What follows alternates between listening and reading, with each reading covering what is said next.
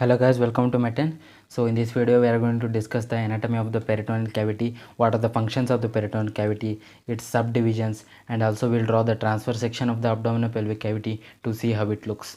So coming to the peritoneal cavity is the largest and the most complex serous sac. It is one of the largest and also the complex serous sac of the body. So it is a potential space between the parietal and visceral layers of the peritoneum. So we have the parietal layer of the peritoneum and then we have the visceral layer. So this space between the parietal and the visceral layer of the peritoneum will be the peritoneal cavity. So in males it is complete, whereas in females it is incomplete because it opens into the uterus and the vagina to the exterior. So in males the peritoneal cavity is complete, whereas in the females it will open into the uterus and the vagina, which will open to the exterior. So what are the functions of the peritoneal cavity?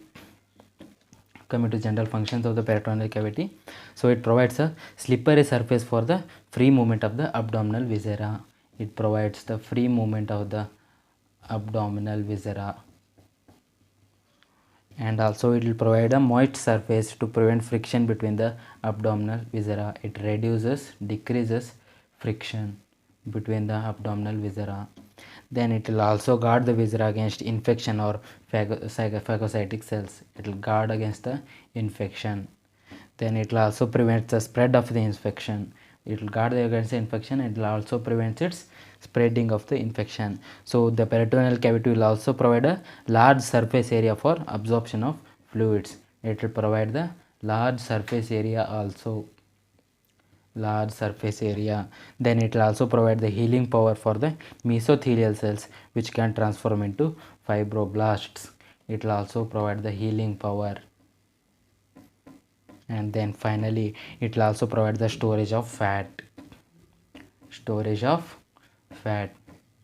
So these are the general functions of the peritoneal cavity. So what are the subdivisions of the peritoneal cavity?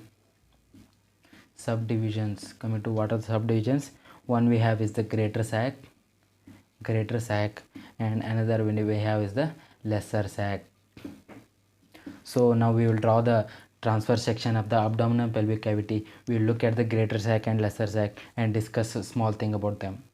But let's draw the sagittal section of the abdominal pelvic cavity to get a better understanding of the greater sac and the lesser sac. So this I am drawing the anterior part of the abdomen, and this is the posterior part of the abdomen. So this is the anterior part and the posterior part, and then I am drawing the internal structures. So this is the liver. Just below the liver we have the stomach, and below the stomach we have the transverse colon, and then we have the uterus somewhere here, then we have the rectum here. This is the uterus, this is the rectum. So what is the lining of the peritoneum? It lies like this. It will cover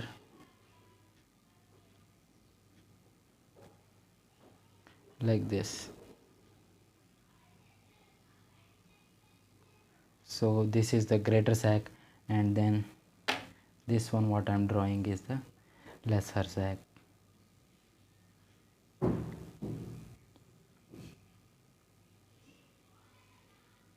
This is the lesser sac. Don't worry, I'll explain it to you. This is the abdominal aorta, and this is giving a celiac trunk branch to the stomach. This is giving a superior mesenteric artery to the colon, and then the inferior mesenteric vessels. So now I am explaining it to you. Listen properly. This is the anterior abdominal wall. This is the posterior abdominal wall. This is the liver. This is the stomach. This is the transverse colon, and these are the three branches of the abdominal aorta, which are nothing but the celiac trunk, superior mesenteric artery, and the inferior mesenteric artery. And this one is the greater sac, and this small part which I have drawn is the lesser sac, and the greater sac and the lesser sac will connect through here between the liver and the stomach along the lesser sac. This connection is called as the foramen epiploicum.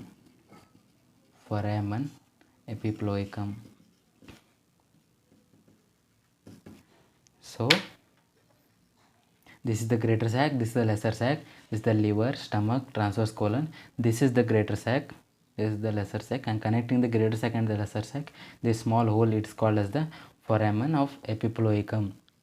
So this is about the sagittal section of the abdominal cavity to get a better understanding of the greater sac and the lesser sac.